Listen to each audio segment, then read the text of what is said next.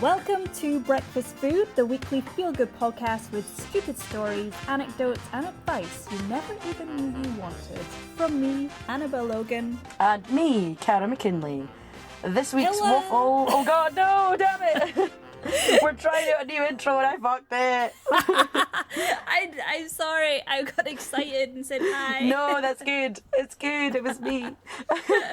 Carry on. Well, before we do get into the waffle, actually, I wanted to just take a quick second to apologise in advance for whatever the audio may sound like by the time it gets to the podcast. This is my last time in the cupboard, but I'm standing surrounded by bin bags filled with clothes, so it might be strange on the audio, and the moving van literally comes tomorrow at 9 o'clock in the morning, so there's a good chance that Hannah's rummaging around in the background, throwing things and moving things, and yeah, so any lumps and bumps or spooky sounds might just be part of the podcast. Speaking of... Imagine what? Oh, spooky sounds. Leaning into what we're doing this week. This week's waffle, that's hard to say. This week's waffle is ghosts. Ever heard of ghosts? What is ghost? You ever heard of a ghost before? I like ghosts. I love ghosts. We all become them, some say. Annabelle and I both have the distinct ghostly advantage of A, living in what some people call the most haunted city in Europe, and B, both having worked for sort of underground ghostly tourism places, so I'm sure we both have a fair chunk of... A lot. We end up working for weird underground, dark, dingy spots, and we really do. It's like we're like little moles that occasionally peek our heads above the ground. Yeah. I mean, I am the most ginger person, so it's probably just a self-preservation thing where I go underground and try not to see the sun. Survival. Yes, I don't need any more freckles. I have so many. Oh, but man. We've known each other for so many years now, and we've ended up in these really cool places, and we both have maybe perhaps different thoughts about ghosts. I feel like we probably do. We've never actually discussed in detail what we think about ghosts, but I have a feeling that we're coming from two different places. But it's a learning curve, it's what it's all about. Absolutely, and it's good. It's good to hear other points of view and what people believe in or maybe not believe in, as the case might be. No judgment on either end. Absolutely. With that being said, I want you to start, because I want to hear whatever ghostly stories you have, because mine are fully all about the ghost not really being there and it being funny. So I want to hear your side first. Well, yes. So I've through my years, I've had a number of weird things that have happened to me, and I am quite, I am cynical in some ways and very practical in some ways, and I'm not one of these people that's like, oh my gosh, I believe there's like an old lady haunting my house and she's like living there and I'm scared to go to the bathroom because she's watching me. I'm not that kind of person, which is probably for the best. I don't think I'd ever sleep. But not scared of ghosts, just scared of someone watching you in the bathroom. I am. I'm very paranoid about that. Someone just peering up out the window at me.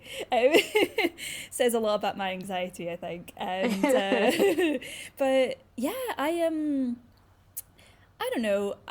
I personally believe that there's something to do with energy that gets trapped in places, or my other wonderful radical theory is that we all have like alternative timelines, and this is going quite sci-fi actually, but maybe there's all these alternative timelines, and when you see a ghost or hear a noise, you're just sort of like, the wall between the alternative timeline is thinned a bit, and it's just someone in the same present day as you, but on an alternative timeline, who's just doing like the same thing.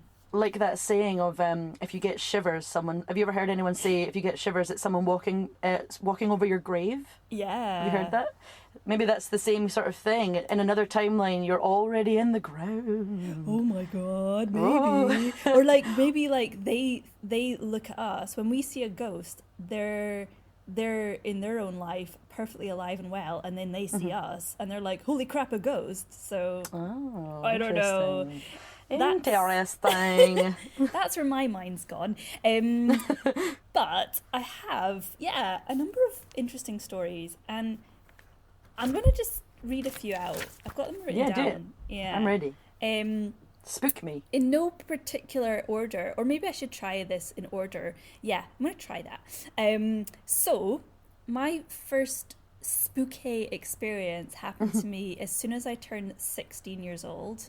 I don't know, there's something weird about teenagers and angst and energy, and I don't know. It's a whole novel I could write about that. And basically, I worked in a theatre in Inverness, the only theatre in Inverness, by the way, so if you'll know it.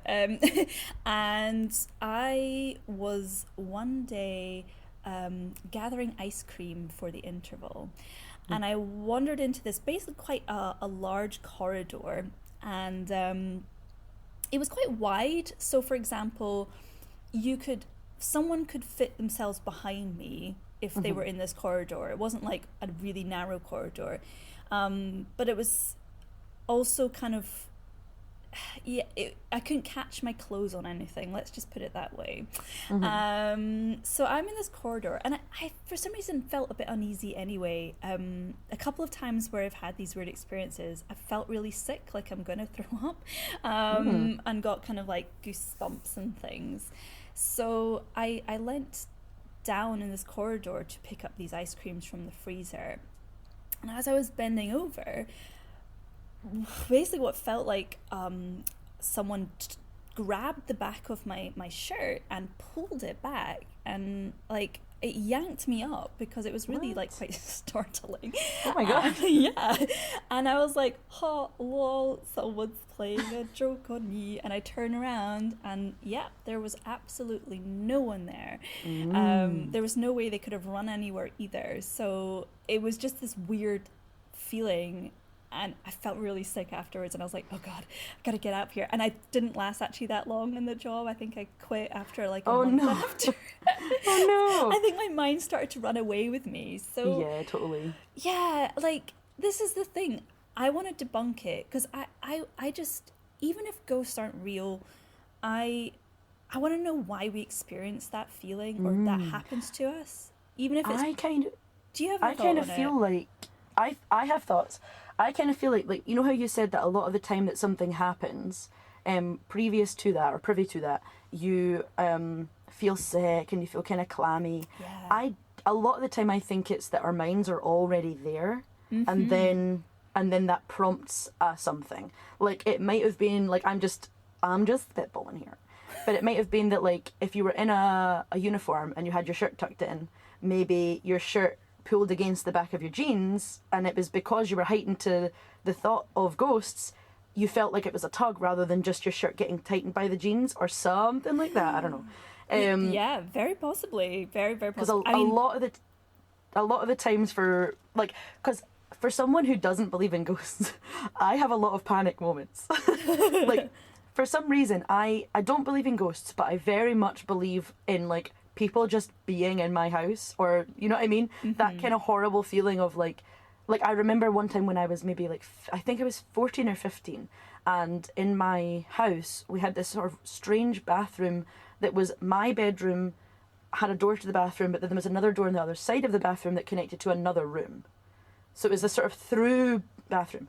And I remember one night waking up and just thinking, like, there's someone in that bathroom. There just is. Like, not a ghost, but a person. And then I convinced myself I could hear breathing from the bathroom. Oh, God. And I was like, and I got myself in such a headspace of, like, oh my God. To the defense of the point I just made, I didn't hear the breathing until I was already in the headspace. Right. And it very well could have been me, because I was like, but I remember that night, because I remember thinking, like, what's around me? And I ended up grabbing a pair of scissors and a towel. And my brilliant master plan was, if I get up out of bed to go and get my mum, and this person, like, comes at me, I'll throw the towel to distract them, and then I'll stab them with the scissors. Wow. Obviously no one came out. I went to get my mum, and that was the last time that I ever forced my mum to come and sleep in my bed with me because I was scared of the shower person, I guess. I mean, it's interesting. Like, do you, I know the feeling, that really, like, that sticky feeling of, like, when you kind of get the prickles. Like, as a slight weird side note, I'm just remembering this horrible memory, but Oh no. it could be a contribution as to why I perhaps am more anxious, or I look around a lot and maybe think there's things there. One time I was, must have been like just in secondary school, but it was like kind of first or second year, and I was sick that day. And maybe not fully sick, but enough to be like, I just don't want to go to school. So my mum, being a single mum, was like, well, okay, but you're gonna be in the house on your own for the day, because I have to work. And I was like, that's okay. So I I'll was just like, watch cartoons, I guess. I guess I'll just put on Cartoon Network, it's fine. And I was sitting in my room, and I don't know what prompted me to do it. I had my curtains shut, but I decided I would, like, just, you know, open my curtains. Probably just because it was the morning. And I opened my curtains, and there was this man standing at my window. And he was just yes. I mean, this was like in my garden. He was in my garden. And oh my God. He... that like stomach churning fear that you get when you see these things has just hit me. Like, right? me and Annabelle are obviously on like a video call with each other, and my mouth just opened so wide. I hate the idea of that. Oh, I feel so gross. He had, and I remember him really well because he was like, he looked like a pervert. He had like dark. Oh, this is really bad. It's probably just some random guy, but he had these dark glasses on, like kind of brown tinted sunglasses, and they were really round, and he had really scraggly curly hair and kind of rough clothes, and I'd never seen this guy in my life, but he was standing there. And when I opened my curtains, I was like kind of almost leaning down as I opened them, and it was like he was looking straight ahead. He wasn't looking at me. He was looking straight ahead, like there was nothing there. And he was in your garden, did you say? He was in my garden. What? And so I quickly closed the curtains again, and I remember crawling on my hands and knees to the kitchen, because we have a back door in the kitchen. And the kitchen door was open, I remember. So I crawled, and I was like, I led up as I crawled, and I like locked this door. And I don't know, like after that, there was eventually no one there. I don't even know if he, God. You know, in my head, I was like, in my head now, I'm like, did he try the door? I don't remember. Like, he might have, and I can't remember. Oh my God. Yeah, so I'm a bit like, that was insane, and I have no explanation as to who he was, why he was there. My mum wasn't like, there's a guy who's going to come around and check the house today, you know? I don't know, but I remember it so clearly to this day, and I remember that feeling of like, just feeling so vulnerable and unsafe. And this was before mobile phones, and I couldn't call my mum. I guess I could have called her work, but I was also a bit like, what am I meant to say? He's not there anymore. So yeah, it was really weird. That makes me feel so... oh my God. Hannah recently showed me this video. You might have heard of it before. I don't remember anything to do with it except for that one of the characters was called Strong Bad. Have you heard of... No. It's like a cartoon of this like Mexican wrestler character. I don't know. He's listing things he doesn't like, and one of the things he doesn't like is called the Ghiblies. And it's basically like when you feel like horrible, like when your stomach does flips, he calls that the Ghiblies. And he basically, like, whenever something freaks him out, he just goes, oh, Ghibli, Ghibli, Ghibli, Ghibli. I've got the Ghiblies real bad right now. Yeah, it's a proper, like, your stomach falls out of you moment. I'm going to have to pick my stomach off the floor and ingest it again because it's no longer in my body.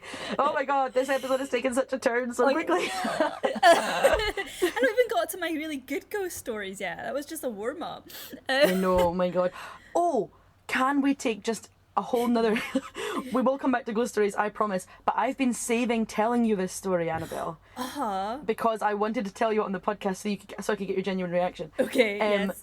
A couple nights ago, I got scammed actual full-on scam for 380 quid. What? Yeah. That's crazy money.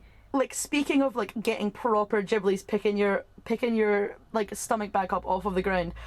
Oh my god! Basically, what happened was one of my colleagues, or who I thought was my colleague, messaged me on Facebook Messenger, being like, "Hey, I'm really sorry to ask. I'm having a bit of trouble like financially, and I need some help with like bills.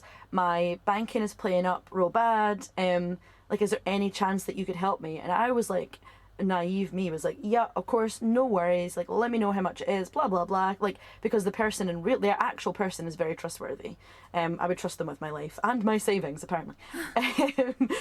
So that they were like, it's 380, I'll get it back to you tomorrow with blah blah blah blah, like, I'm so sorry, and then they sent me, the thing is, they sent me a bank account in that person's name. Like, the bank account was under that person's name, so I was just like, yeah, sick, no worries, just sent them the money and was like, here you go, let me know when you get it. The second after I sent that money, I got a message from another colleague being like, hey, weird question, but has so-and-so been hacked? And I was like, yeah. And I was like, what? And he was like, oh yeah, it's on her status now, she has been hacked. And I was just like, oh my god, you know, like the Ghiblies time a million. Like, my heart and stomach just like plopped out my butt, and also just like I just had like adrenaline running through my arms and legs, because I was like, what do I do? And then like, what do you do? we have like a Facebook Messenger for like everybody in work, just like a work chat.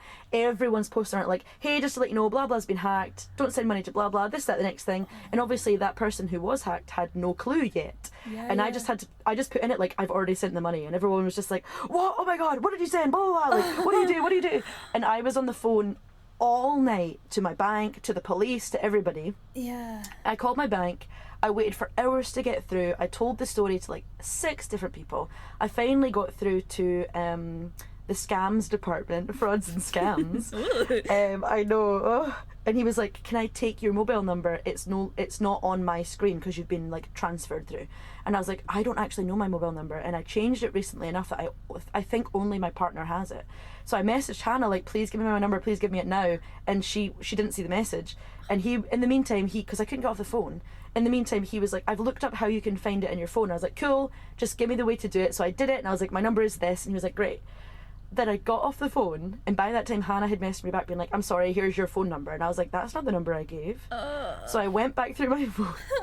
I went to where the number was that he had told me to give him, and I gave him the fucking like Samsung helpline fucking 0800 fucking number. I was so angry. Did you think he was calling? He was like, who, what the F? Like, just joint like, conversations. Oh my god, I was like, that's not my number, just like throwing stuff around the room, just so like in the middle of packing up my whole house, just like, where's all my money gone? Oh my god.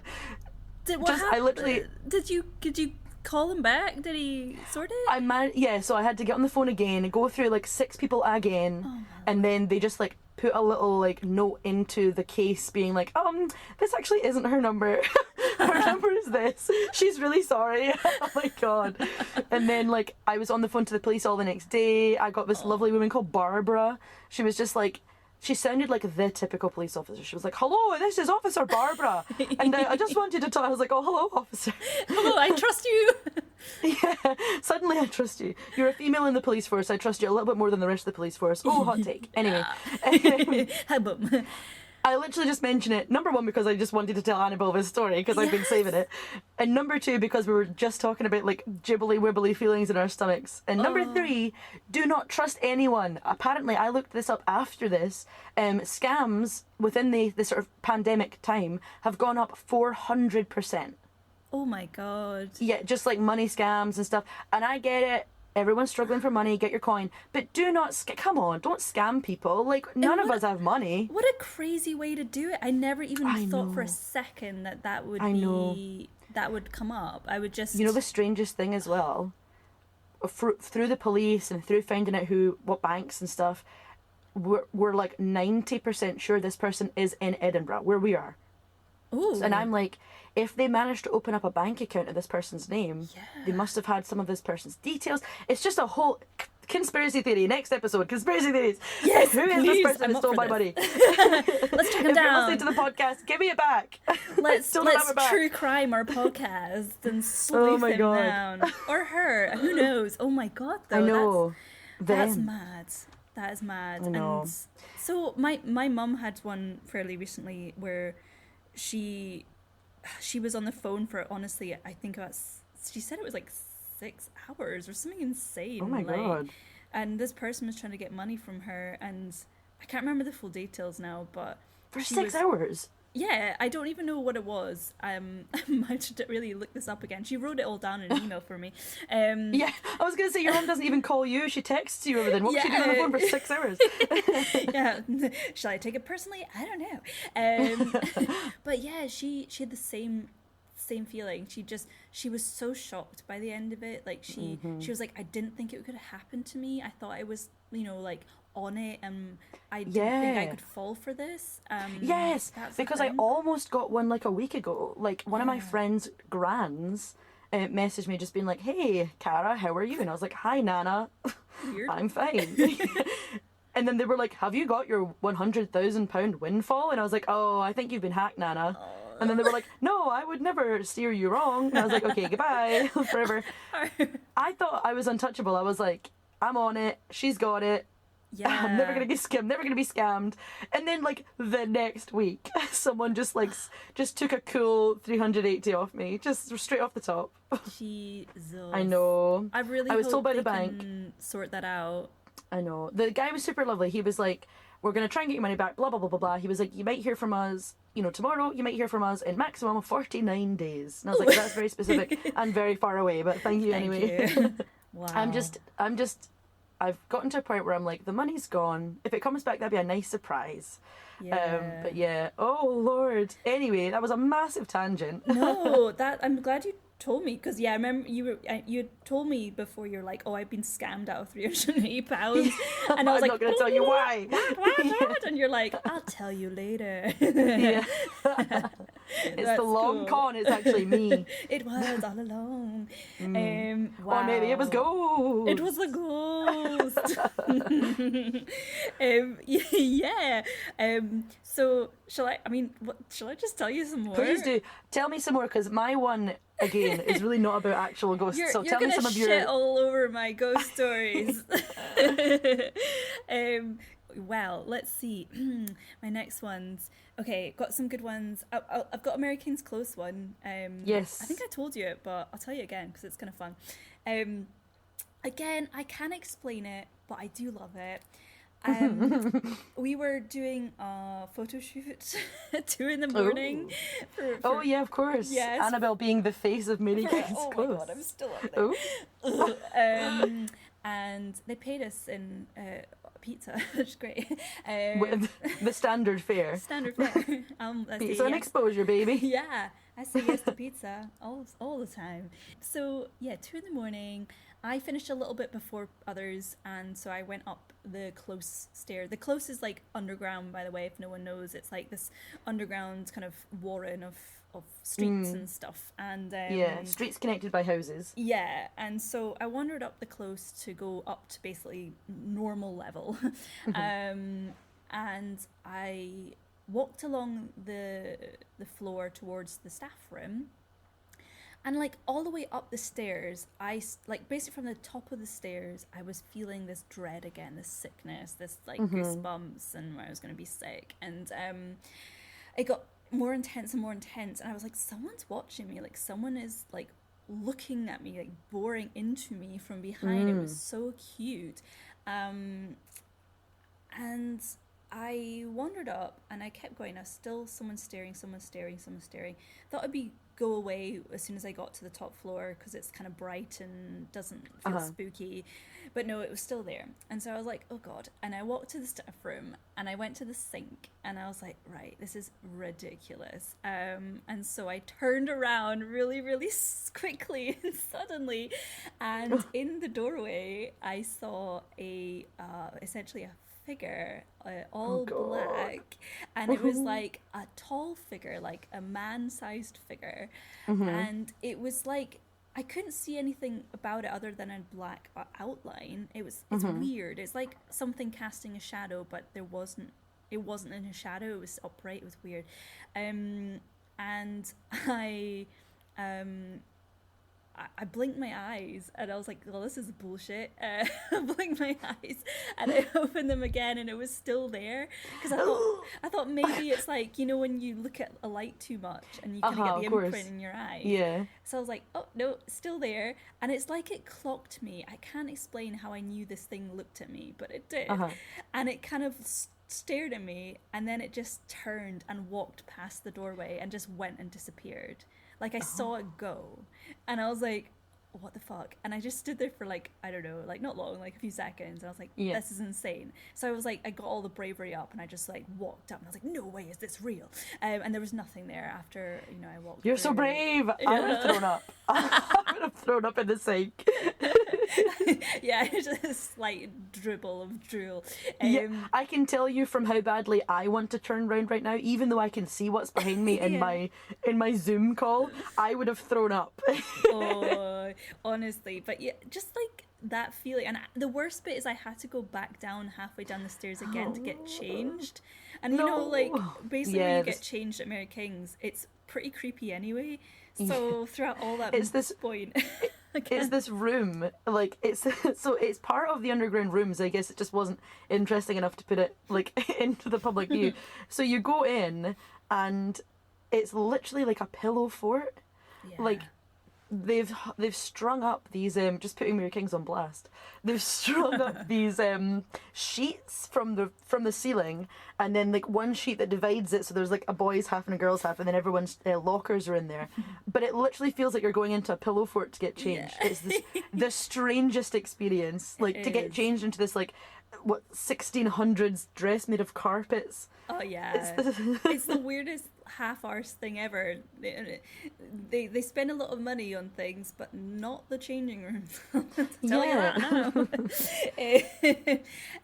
So that was a bit weird, and and I've had things like footsteps that have run up to like a room I was in an attic, and then there was no one there, even though it sounded like someone was running up to say hello, and then there was just been no one there, and that was somewhere else. That wasn't at Mary King's.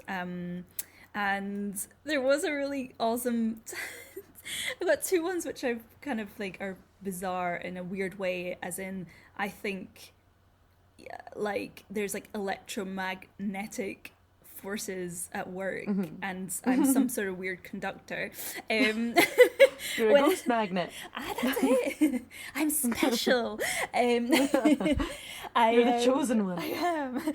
I was in my second year at uni, and the flat I stayed in was kind of an old building, but for a period of a month, like it literally lasted for no longer than a few weeks, maybe a month max, I can't fully remember, I would touch things and they would explode. What? Annabelle. What? No, right?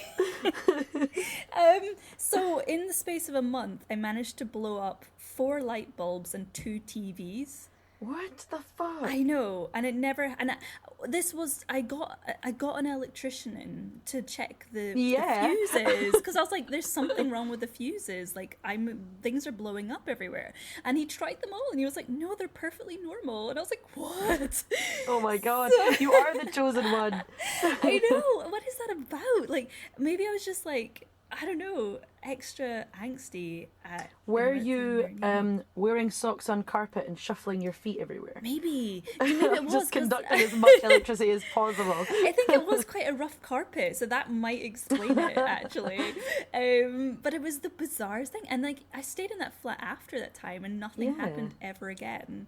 It was It's so weird. 2 televisions. Yes. Like light bulbs, I can kind of, I can't explain it, but I can be like, I guess if it was always only light bulbs, but TVs? What the fuck? And there would be like one of them properly like smoked at the back. It was like you could see the spark, and it was like a mini fire. It was like, jeez.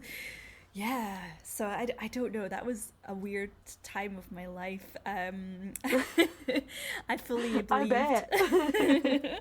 And yeah, like I've got others, but I don't want to bore you with all my stories. You're not boring me. Is it interesting? It's definitely interesting. See, these are the conversations where I'm like, I don't know what I believe. Like, I'm so fervently sort of against ghosts. You know, one of my biggest things about the biggest thing that I'm like, shut up, no ghosts. Hashtag no ghosts. Is because whenever anyone talks about ghosts, they're like, a Victorian woman in her Victorian garb. It's never like a kid that died in the 90s with Pokemon, like with a Game Boy. You know what I mean? Like, it's never that. It's never like an angsty, like a moody teen with an emo fringe, like a scene kid that died it's never anything like that. It's always like, you know, it's always like George V from 1792, and you're just like, or it's a lot of famous like kings and queens. It's never just some random person who like was it's never just some guy, like. And then obviously people are always like, oh, ghosts that are here, they have like unfinished business, or they've got this. It's like, you try to tell me that like early noughties scene kids don't have unfinished business? They totally do. He never finished his game, okay? Yes! Oh my god, he's been on Pokemon Yellow for 300 years! I know what you mean. Like, this is why I question it a lot as well. I'm like, why the oldie things? Like, you know, and also, why not more animals? Where's all the ghost birds, man? I mean, see, if ghost animals were a thing, I'd subscribe to ghosts. Yeah. I'd join their Patreon, give them money. I want ghost animals. I don't want your ghost people. That. I don't like alive people all that much. Right? Yeah. And why are they so weird and creepy? Like, I mean, at least with ghost animals, they're just normal. Why are they always so creepy? Like, so this is a story that, Annabel, you know full well, because this is from our workplace. We've been mentioned, Mary King's Close. But it's a well documented ghostly thing where a woman, a psychic came through, and she went into one of the rooms and she said, a little girl died in this room and her name was Annie, and she left like a doll for Annie in the room, and ever since then, people have brought dolls. They've heard of this story. They've brought dolls. They've brought patches, and they've left them.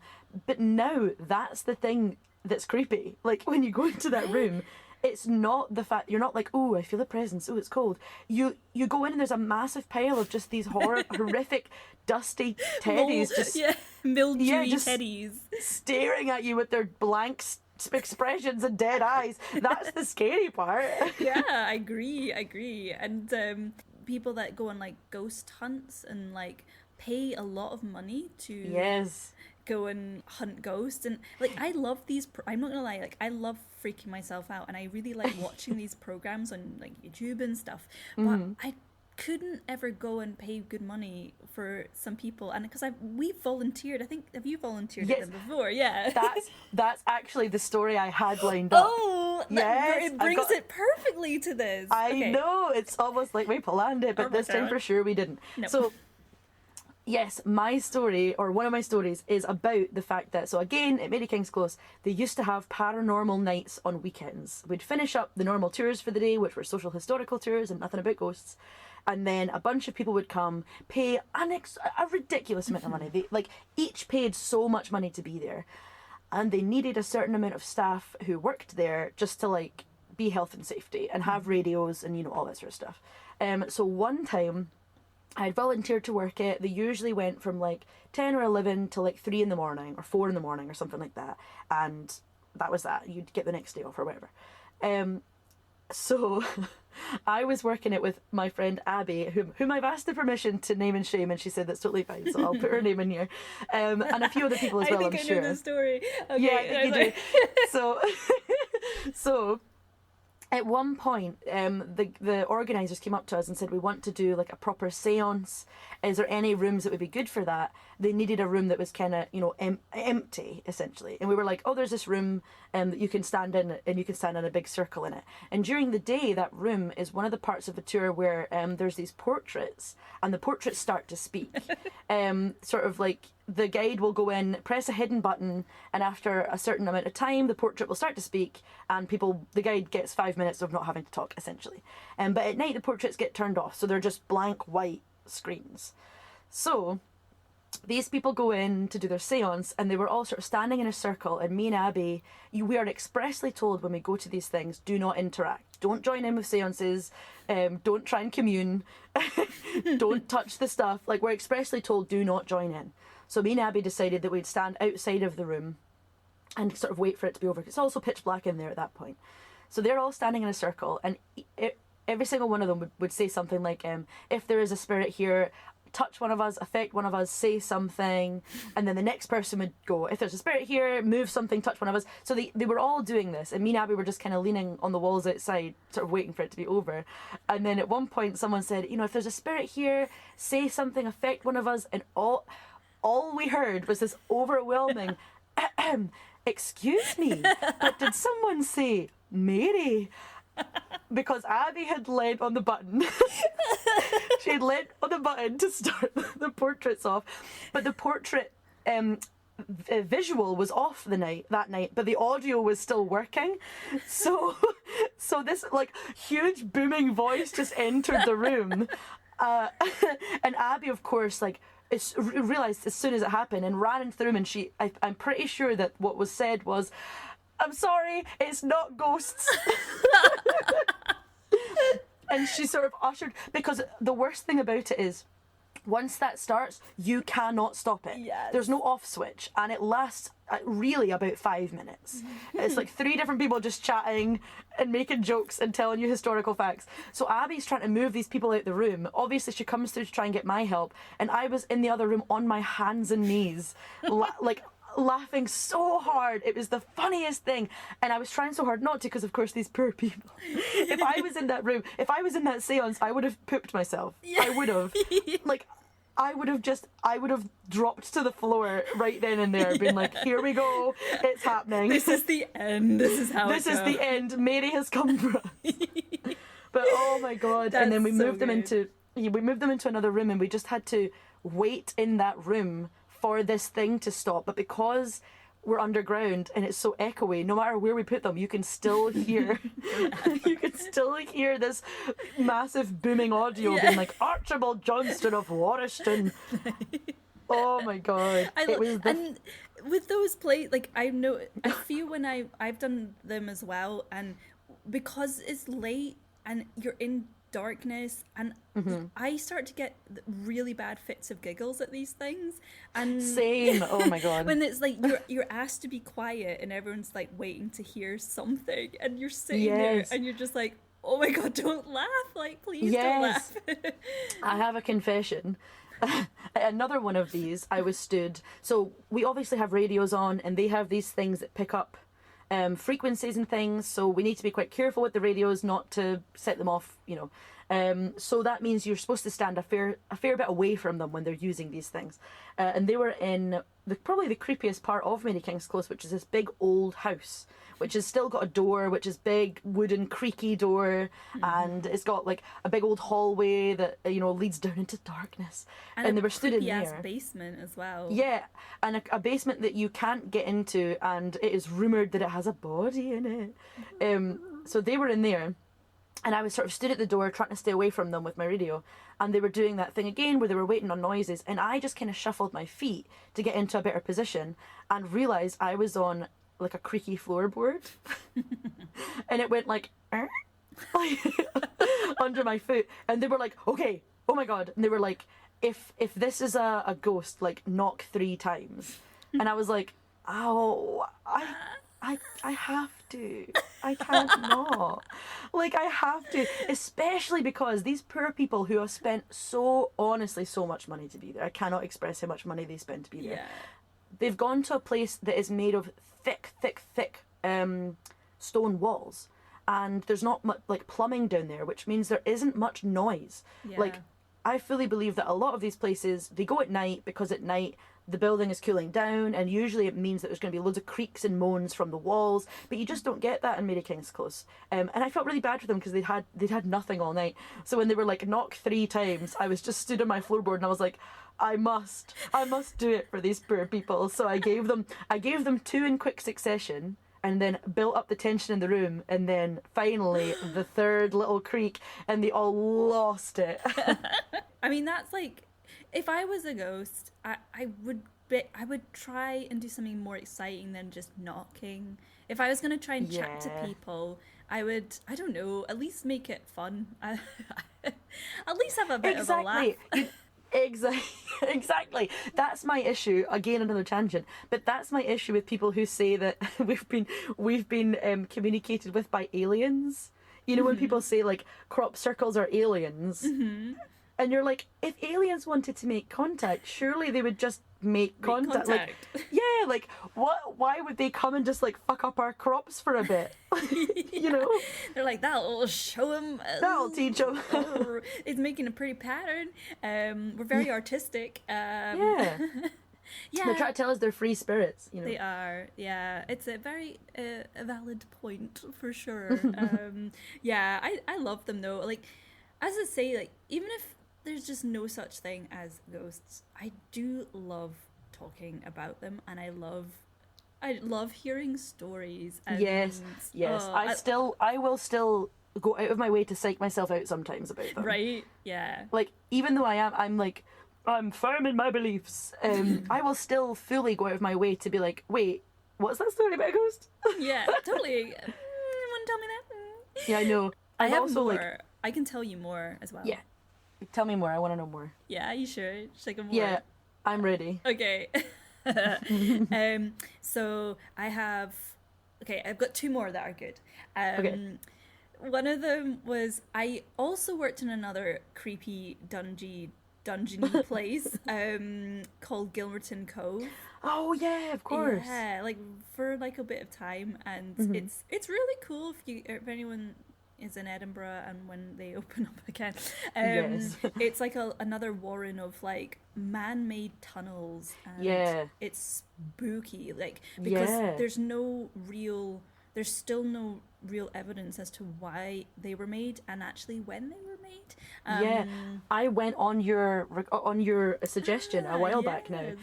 You had said to me about it, and I was like, yeah, I'll give it a go. And like, you're so right. It feels so different from the rest of them because it just has this.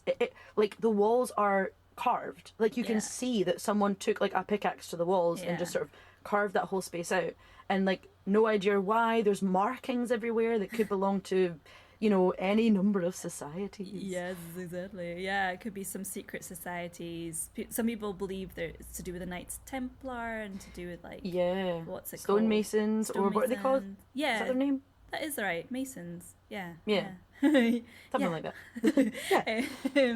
Yeah. But also the fact that there's a bit in it that's like been caved in and they can't like look in it, but you know, just loads of intrigue. It's a little bit out of the city centre, which is a shame because it means that hardly anyone visits it. But yeah, if you ever find yourself in Edinburgh after all this lockdown stuff, seek them out. It's really cool. Yeah, and it has no frills, so it's like it's not very done up. It's just quite like as it is. There's a few lights down there, lighting candles down there on your own, by the way, before a tour.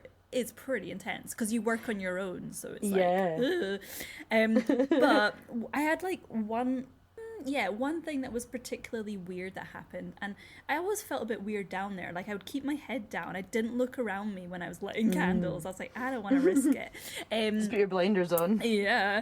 And I was doing a tour, and we were nearing the end, and all of a sudden, like, from up the stairs, there was this giant like bang and then some shouting, like someone was having a kind of very brief argument, but it was like you had just like cut into a really quick snippet of a thing, like it kind of began and ended like within 5 seconds. It was super quick, but it was enough for me to be like, oh, that's weird. And I was like, someone's broken in to the door. I lock the door before each tour, but I was like, maybe someone's broken in. It was like they were right there, just up the stairs. So I was like, sorry, tour group, I'm just going to go and check on that. Oh, you were on a tour at the time? Yeah, I was on a tour. Oh my god. Yeah, and everyone obviously heard it. They were like, oh, this is weird.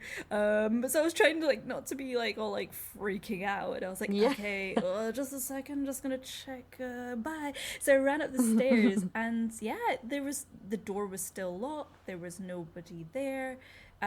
it was just weird. It was like maybe there was an argument somewhere down the street and it traveled and it just hit that perfect spot of the sound. Maybe. But it Weird. was just so real and bizarre and very angry and very like shouty and slammy, and then it was dead silent. So it was very weird. And everybody on the tour heard it as well. That's another thing. Yeah, that's it. Everyone heard it and they were kind of totally into it. They're like, yay.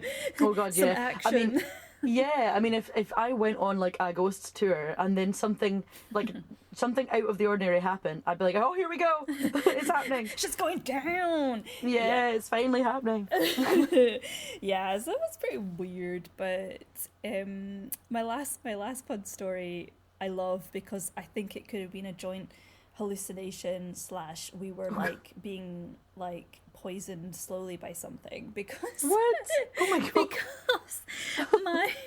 Because the first flat I moved into, and I moved to Edinburgh, I lived there with like my ex-husband, and we were just like setting up shop, and it was a modern build and not particularly spooky looking. But it had. Was this the house in Portobello? No, this was in Abbey Hill. It was a new build in Abbey Hill, and it was like, it had that kind of vibe where you just felt a little uneasy walking down the corridors. It was quite oppressive, but it wasn't old, and it was just a bit weird. And for some reason, we had mentioned, like we didn't mention. We actually didn't mention this afterwards, but both of us had weird feelings about our little hallway as we walk out the door. And interestingly, it was right next to where all the electricity meters are, which I think sometimes plays an impact on people. They've done studies where like electromagnetic forces actually do affect people. They give them hallucinations and make them feel a bit sick. So it is actually true that can happen.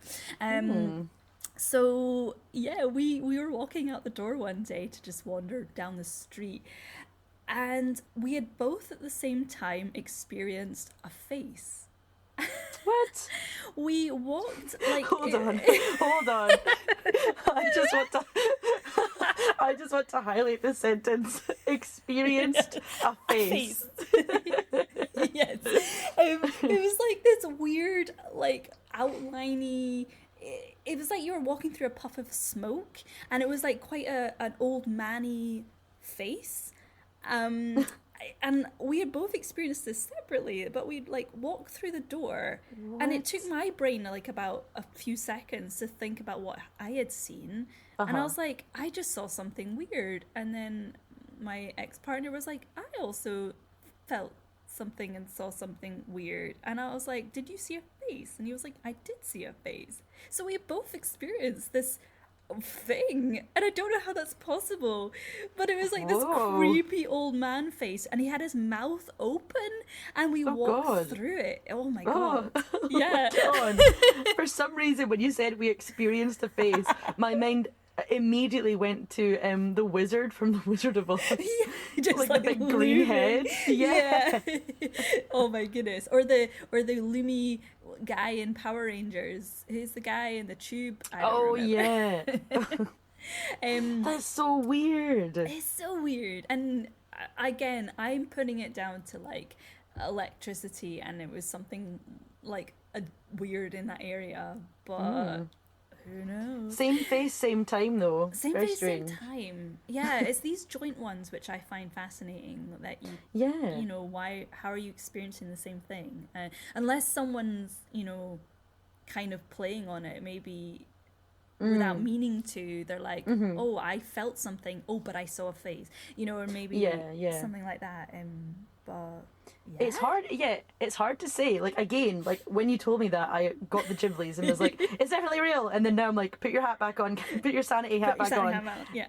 Find another thing, because like, I don't know. Maybe you just conduct energy, pull energy towards you. God, maybe and, I get some crystals and like get some cleansing energy around me. I'm such a naysayer that ghosts are just like, I don't want to fuck with this girl. She clearly cannot be arsed with me. I'm just not doing it. But because every time that I've been around people saying like, oh, I felt this or I've had this or whatever, and I've been in the room, like it's never, I've either been able to be like straight away, oh that's this, or it's never affected me. Because I remember I went on a tour in Edinburgh, a vaults tour that took you into the Greyfriars Kirkyard, which is a graveyard in Edinburgh, and there's a specific bit that you can only get into. It's under lock and key, because it used to be what was called the Covenanters Prison, which is just where a bunch of Scottish people were killed. Very cheery. And there's a bit in the tour, and now I went on this tour, did a bit of research before I did go on it, and I found loads of people saying that on that specific tour, in a specific place on that tour, they were coming up with bruises, with cuts, with scrapes. Some people were fainting, all this sort of stuff. And that was kind of the reason that I chose that one, because I was like, what is this? Yeah. I went with my friend Rachel, and we were going through the tour, went to the other places, got to the Covenanters Prison bit, and in my head I was like, right, this is the area. Yeah. I wonder what's going to happen. And the first thing that they do, and again, this is me putting my little cap on and being like, oh, right, I see it. First thing that they do is they take you into a place that they've called the Black Mausoleum. Ooh, yes. I know. And they say, like, this is the most haunted part, blah, blah, blah. And they sort of cram a group of people into the Black Mausoleum. So already you're quite close to a bunch of people. In the dark, getting told this spooky story, you're getting kind of warm in there, all sorts of things. Yeah. And then, not to clock the spook, not to ruin it for spoilers ahead if you want to go on this tour, but at some point on a certain, I don't know what it is that the person says, I don't know what the queue line is, but on a queue line, someone jumps out. With a mask on and just gives you a scare, and then they're like, that's the end of the tour, haha, everybody, I hope that was, blah, blah, blah. But when that happened, obviously I got real time scared, real world scared, because a random person is just, I cannot tell you how much I detest being scared, like jump scares. Like, I will tell people when I had this conversation with Hannah so early on in our relationship. I was like, I don't like jump scares and I don't like pranks. Don't do it or I'll get really angry. I just hate people hiding in corners. Anyway, so he jumps out, he does his scare, and I was stood in front of Rachel at the time, my friend, and I reached back and dug my nails into her and backed into her, because I got such a fright. And then I was like, that's why people are coming out of this with bruises and scrapes and slaps and all sorts, because if I was less of a grabber and more of a flailer, I would have hit 5 people. Yeah, yeah.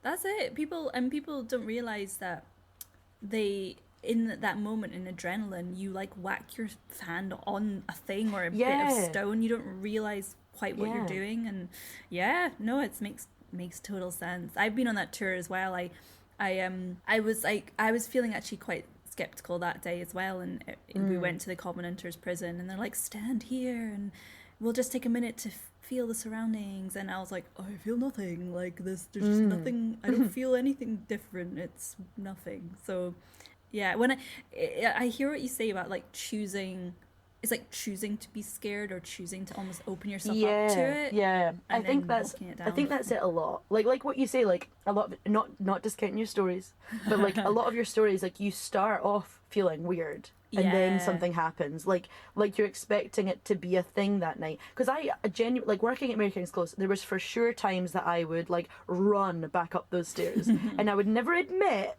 why I was doing it.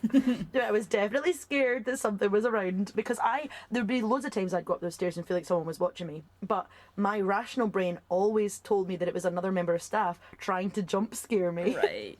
There's a bit, you would go up the stairs, and there's a bit where the stairs sort of turn and you can't see the next level coming up from the close. And every single time, if I was on the last shift of the night and I was turning lights off or whatever, every single time I would call out to whoever I was on shift with, just in case they were ducked down behind that bit ready to scare me. A bunch of assholes. I know. The fear must be rooted in something. It must have happened at some point. Yeah, no, absolutely. I'm sure that happened to me as well. Just people or they would be somehow behind you, and they had been hiding somewhere, and then they lurk up behind. Oh, Jesus. Again, just feeling so... I remember there was another spooky... Now, I never saw this, but there was a few guides from the Close at the time who said this. And there was a guy that we used to both work with called Keith. Hopefully he doesn't mind me mentioning him.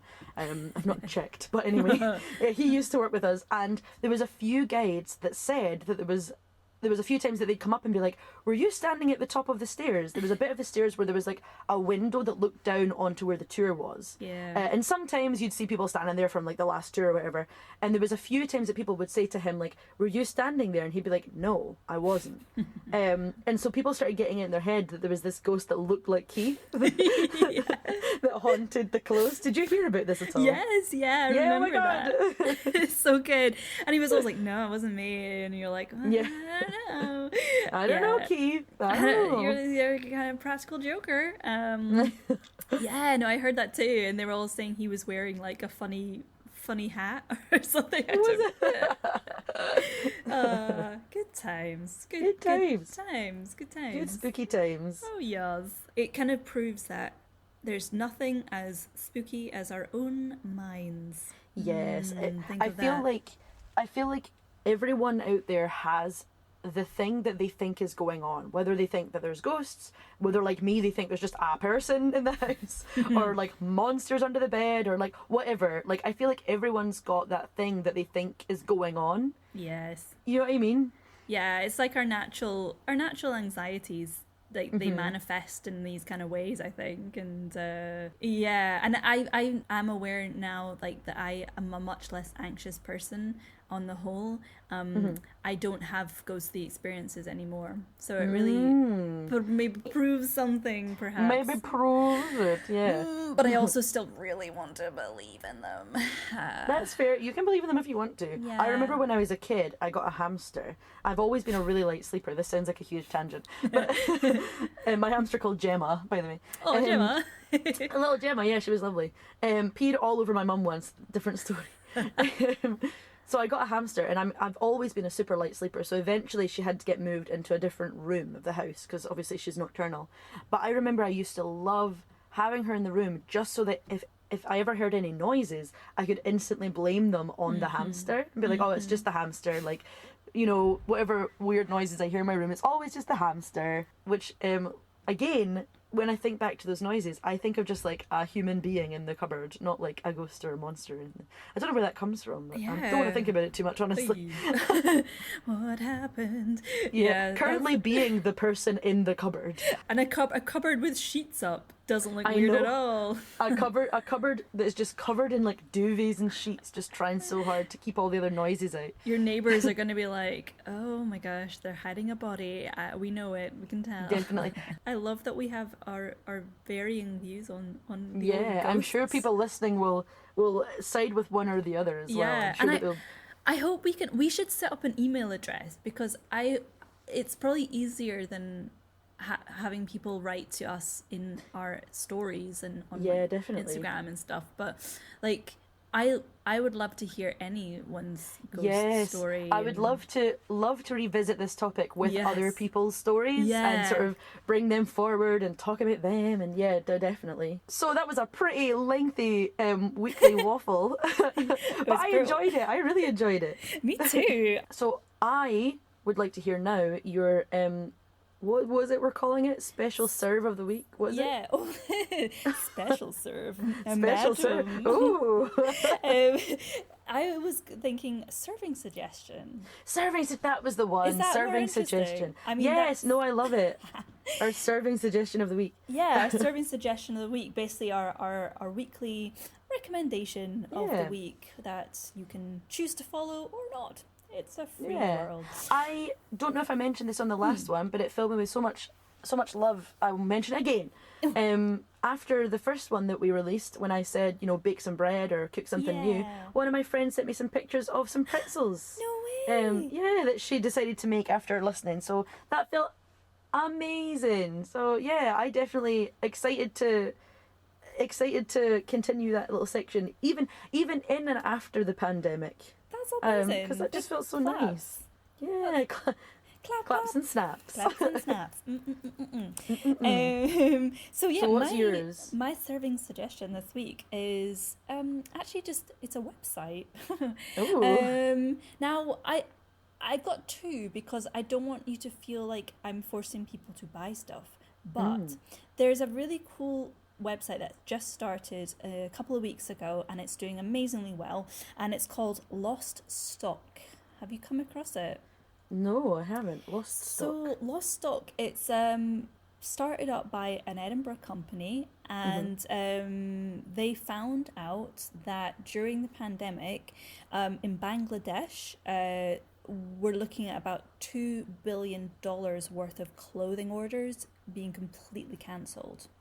And this means that there's no money coming in for the factory workers in Bangladesh. Right. We'll get into, like, there's a whole other conversation about factory working and whatnot. Yeah, of course. But at the end of the day, there's people and families who haven't got an income at the moment because of the pandemic, and all these clothes are basically going to waste. None of the companies want to buy them, so your big brand, high street brands, they're not taking them, not buying them in. So essentially, this company has stepped in along with another charity. I can't remember their name. And for £35, you can buy a box. And it's essentially kind of cutting out the middleman.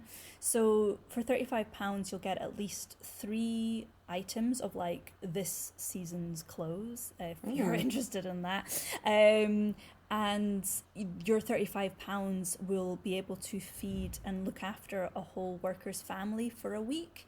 So the boxes themselves have sold like thousands. Like, they've done really well. I think they were over something crazy, like 500,000 boxes have been sold or something like that. Yeah, it's exploded.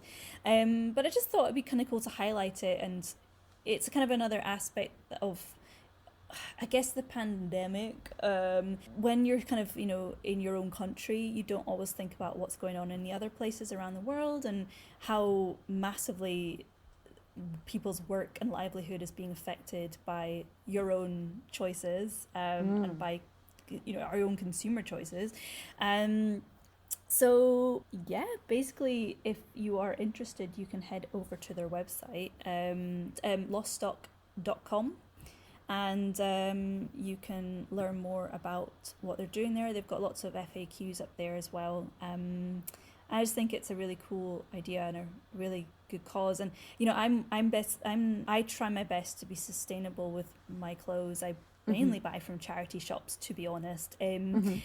But I think in this circumstance, it is actually quite a nice thought if you could spare that bit of extra money just to help with the people that are really needing it right now. Yeah. So, yes. And my other kind of boring one in general is please, please, please do not leave donuts outside in your kitchen, because ants will eat them. And is that is that a personal experience? Happened the other day. Very disappointed. Woke up in the morning and there was just ants for days. Ants all over the donuts everywhere. And I was really sad. I was really looking forward to having a donut. Oh no. I love this like very open charitable suggestion followed by just fully something that has happened to you that you don't want to happen to other people. Just don't leave specifically donuts. Those ants go nuts for them. Those ants do nuts for them. I'm so sorry. Oh my goodness, that's so good. Clap. No, do not clap for that. So yeah, that's mine. How about you? What's your serving suggestion this week? My serving suggestion this week, I think, kind of goes along the same category as your initial one. Remember your first one that was, what was it called? Slow TV that you had? Yeah, mine is kind of similar, or it's the thing that relaxes me that I've really enjoyed watching. It's just a very satisfying thing. And it is tool restoration videos. Yeah. Have you ever seen them? No. Oh my god. So it's literally just the specific one that me and Hannah watch is a channel called My Mechanics. Nice. And we like this guy because he has no frills, no music. He just does it. He just shows you he shows you the tools. He takes the tools apart. They're always like really rusty, really dirty, like tools from, however long ago. And he completely takes them apart and from like the tiniest little screw just remakes or like either rebuilds them from scratch, like makes screws from scratch to put in there, or restores the current things. And he always does it the satisfying thing about it is the level of precision that this guy, he's got. I can't imagine being as patient as this man is. He literally will take every single little bit and be like, oh, I can't use this bit anymore, and then his like fans, I guess, or people that watch his channels, have started sort of taking this thing he says, because he doesn't even speak, he just puts like text up, and the text is, I make a new one. Because the amount of times he's like, oh, I can't use this anymore, I make a new one, and then just like takes you over to his lathe and just makes screws from scratch or whole bits from scratch, and he like sand blasts everything to get the rust off, and like it's just so satisfying to watch this like tool going from just like this rusty old horrible thing, and then at the end he'll use it, he'll show you that it's like usable again. That's awesome. It's so good. We watch them on like 1.5 speed, so it's much faster than normal, which at some points makes him look frantic. But it's just so satisfying to watch it go from like, you know, nothing to something, especially fast like that. So that's what I've been doing. Also, I think I mentioned this last week, but I just want to mention it again because it's just been doing me so good. Go out to Tesco or Asda or whatever and get a massive pack of freezable ice poles. I'm mentioning it again because it has literally changed my life. God damn, get the ice poles. Go get some. Why didn't you do it last week? Go get ice poles. Now, leave now, stop now, head over. Yeah. Do they do ice poles? Like, can you get them in Tesco? I never looked closely enough to see them. I think so. I think we got ours from Morrison's or Asda, but it's like if you go into the freezer section where the ice cream is, or you know what, it's not even in the freezer section, I'm lying to you. It's just on the shelf, like usually next to like confectionery or whatnot, because they're not frozen yet. They're just big boxes of like 30 or 50 ice poles in a couple different flavors, and then you can just chuck them in the freezer. I'm about to tell you something extremely decadent. Okay. Just so ridiculously decadent. So Hannah in this current flat that we're in has a really small fridge with like a non-existent freezer, so she bought herself a freezer. And obviously moving into this new flat, I have a big fridge freezer that's already in there, and I said to her, like, what are we going to do with the freezer? And we're turning the spare bedroom into an office, and she was like, why don't we have an ice cream freezer in the office? And I was like, that's why I love decadent. Yeah, it's so decadent and ridiculous, but also the entire reason that we work together. Yeah. Like, an ice cream freezer in the office, come on. It's so beautifully, like, innocent as well. You know, people with those mini fridges are like, well, stuck it with beer or whatever. And you're like, no. Ice cream. Specifically, we're just going to buy boxes of these like multi-pack ice poles and just throw them in there, because it's literally just flavoured water, and it just like, it makes you feel so good. You're like, I need a break, I need to rehydrate. You know what? Strawberry ice pole, raspberry ice pole. Incredible. Yes. I can't wait. My favourite thing about moving house is the fact we're going to have an ice cream freezer. I can't wait to come around. This is what you're going to have to serve now. Just I with know. everything, like a cup of tea and an ice pole. I know.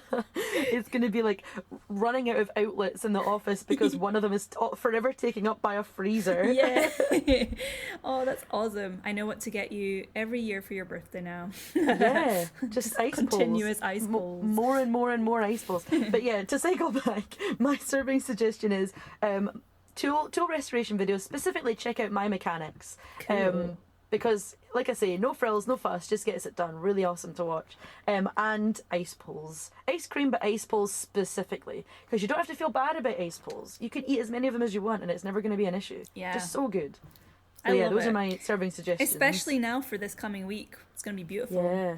Yeah, exactly. Get them before it gets too hot, and everyone else has got them. Those greedy other people who also want ice poles. That's awesome. Wow. Oh my gosh.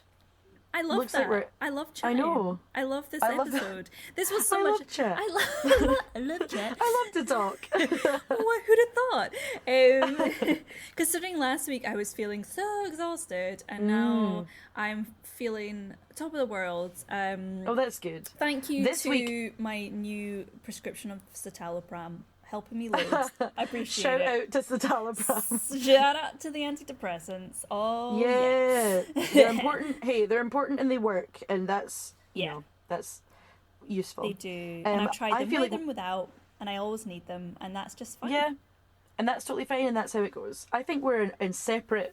We've flipped round this week. I'm not like can't speak exhausted, but I had to basically shotgun a Red Bull before we started today, just because I feel like I've been packing for 3 years. Oh yeah, all those bin bags. You'll be sick of the smell of bin bags. Yeah, well, I packed up all my stuff from my flat that I was in previously, moved all that, me and my dad, and then went and got my keys, which was such a surreal experience at this point, because I was like, outside the office with my mask on, and the guy came out, and my keys were in this little bag that he had given me, and he had his gloves on, and like almost yeeted the bag at me. Clearly didn't want to come in contact with me. So like a little weird drug deal. Yeah, they're big old keys. They're like heavy keys as well. So he like tossed this bag at me, and I was like, whoa, trying to catch these heavy ass keys. And then obviously came back. That was in Edinburgh, and I had to come back to Glasgow, which was actually really wonderful. First time I've been on a train since this entire pandemic started. Of course, I've been trying to be very conservative with going outside in general, so I've not been on trains. And it was nice. It was just nice to be on a train again. Yeah. I forgot how much I liked them. I saw so many lambs. It was so nice. Oh, that's I know. nice. Lambs, cows, horses, they're everywhere. So with that, I think I will go and pack some more. You should do that. Unfortunately. Thank you so much for giving up your time of just before moving house. We're like, let's have a podcast. Yeah. It's important. It is. I love it. It's important for our 12 listeners. I don't want to let them down. No, me neither. I can't stop now. Yeah. Cool. Well, shall we wrap up and say goodbye? Yeah. Do you want to plug your social media or anything like that before we go? Guys, find me on Twitter and Instagram. I am Annabel Logan. You can find me, just Google me. It's pretty straightforward. Annabel Logan Comedy on Instagram. That's probably easier to find. And a burnt out bulbs is my tag thing for Twitter. But yeah, that's me. You can find me simply on Instagram, cara.mckinley. Please, if you're on a platform where you can like or rate or subscribe to this podcast, please do. Leave us 5 stars, leave us reviews, do all that sort of stuff. It really does help. It really does. You would not know how much it helps, but it really does. So, and if you happen to follow us on Instagram, or if you happen to sort of find us anywhere, keep an eye out. We probably will make that email address we mentioned earlier on. Because we're always looking for stories to drop in, and we will always sort of tell people in advance what the sort of theme for the week is going to be, and if you have any fun or interesting stories for that theme, you can hit us up on Instagram, or we'll pop links up for the email address as well. You can send us your stories there. Perfect. Alrighty. All right. Well, bye for now, everybody, and see you next week. Enjoy your breakfast. Bye.